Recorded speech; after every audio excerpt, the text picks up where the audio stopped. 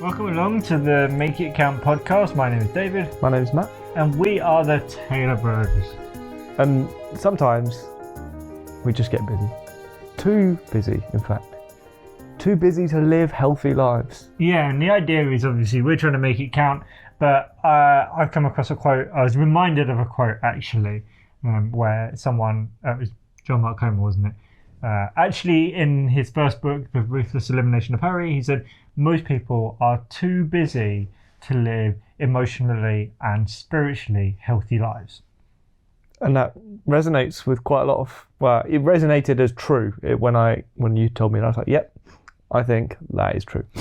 But that to me is crazy. Like the idea that we're too busy to be healthy is just, like, what are we doing if we're willing to be emotionally unhealthy, maybe immature, and same spiritually? Like, surely if we know that, then we'd want to do something about that. So yeah, I get it. I think it's true, but also I just think, oh wow, does it have to be true? Does it have to be true? Yeah.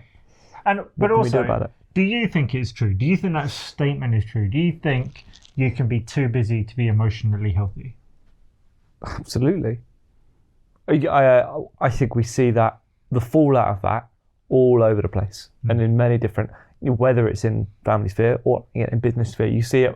It's like, in a sense, it's become a trope, hasn't it? But wildly successful in career, and everything else is falling apart. Health, family, relationships, just not a good space. I was just talking to someone recently, and I've been going through an intense period at work, and they were actually passed up for a promotion, and they were saying, really bummed out about that. But one thing that I'm kind of looking forward to is actually being able to have a little bit more time back for me, my family, and my health again. And I was just thinking, why is that a dichotomy? How have we created it such that you basically either succeed in this one domain to the detriment of all others, or you're having some balance everywhere else, but you feel like you're failing at work?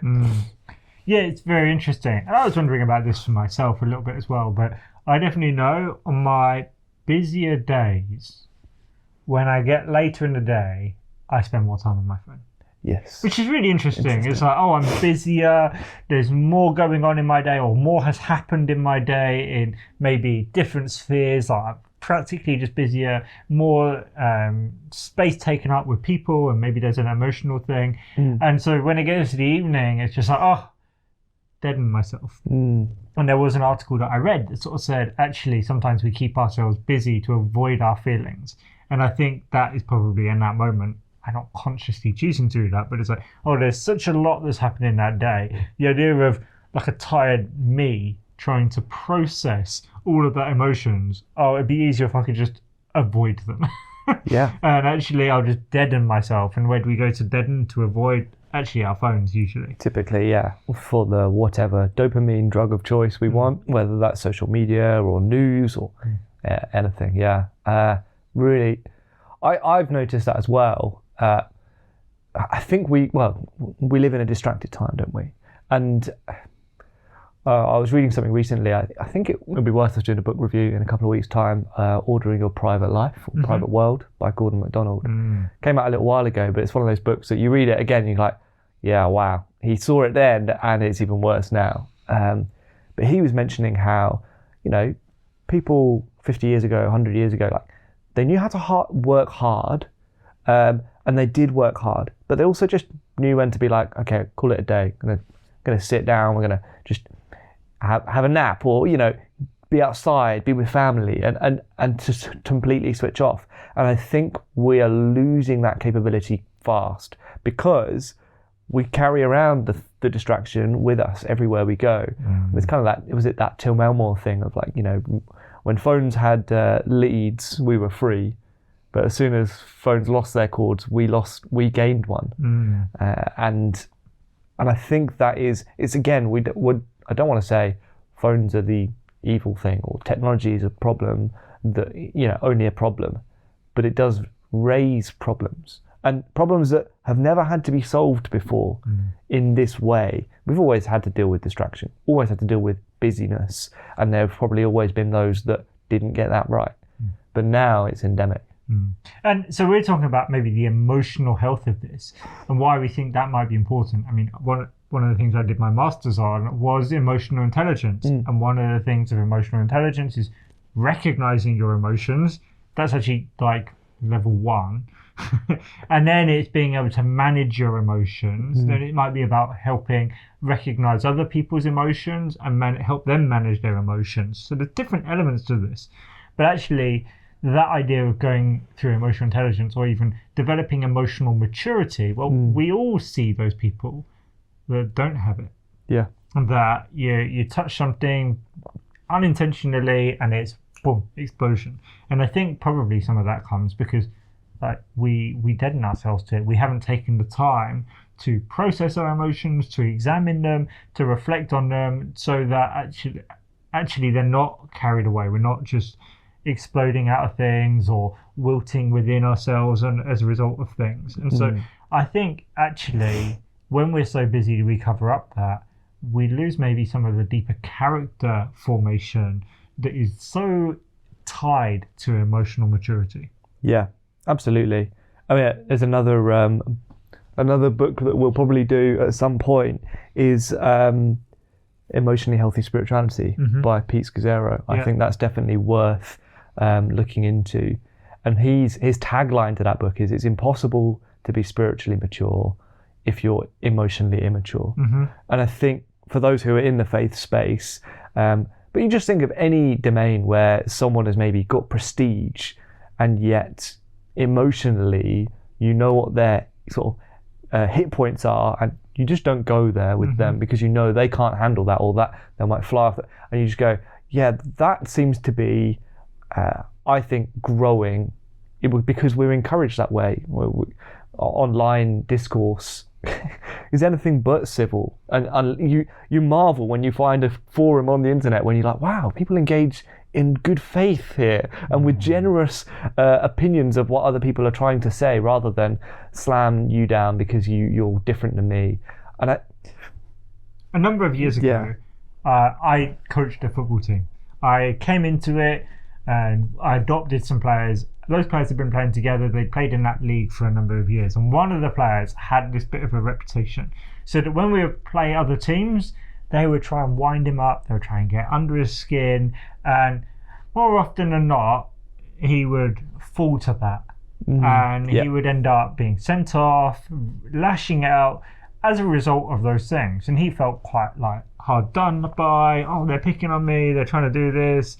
You know, maybe that's wrong, maybe that's right. But ultimately, I remember talking to Dad about it, and he was like, well, you've just got to help him realise that he's got a handle in his back.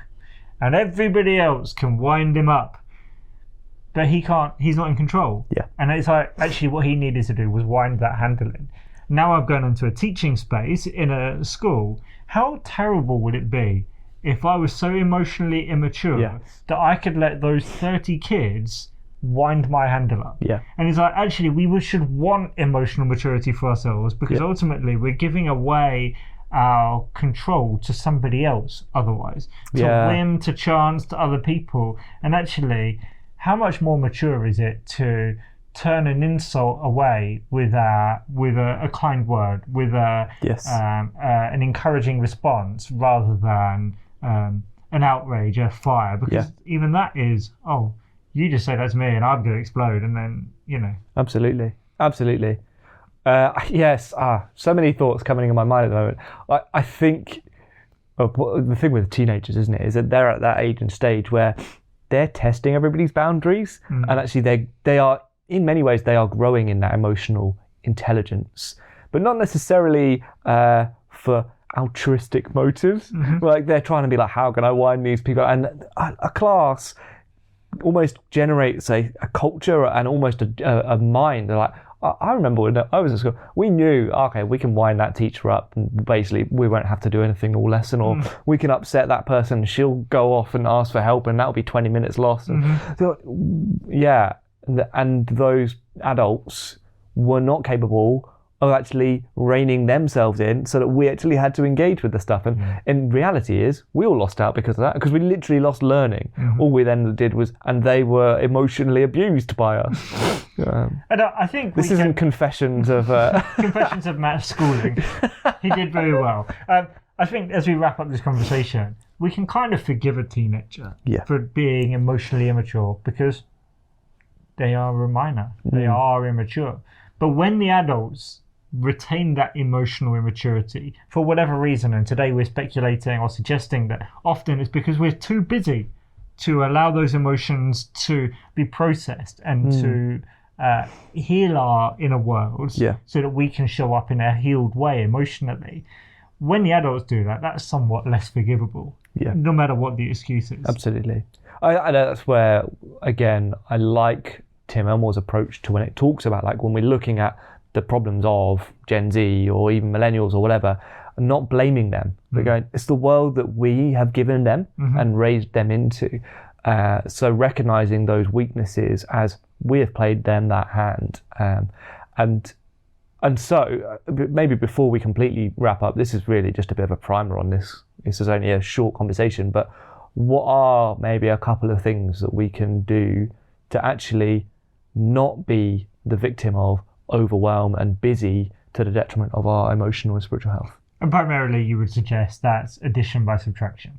Yes. You take away. We don't need to be doing as many of the things we're doing. We don't need to stretch so thin. It doesn't have to be done now for all of these things. Yeah. So, don't be too busy, ultimately. And that is often a result of taking things away. One other thing I would say is I think there is an element of perspective as well. I recently listened to something, I think by a guy called Steve Chandler, and it's ownership mindset versus victim mindset. And one of the things that stood out to me, he was like, the reality is I can only really do one thing at a time. So no matter how long that job list is, I can only ever attack one at a time. And so it doesn't really matter if I'm like too busy, because I just do the next one. And there's an element of, again, it might feel like that's cheating, like, I've still got too much to do. Well, you can choose whether to do the most important one first or the most urgent one first. That's another conversation. But one thing at a time is a helpful phrase that I've found has helped to get me out of that busy mindset and more towards, I can only do one thing at a time. I'm going to do this well, and then I'll move on to the next one. And then so. Brilliant. Well, that's it for today's episode of the Make It Count podcast. Let us know what you think if you're not too busy.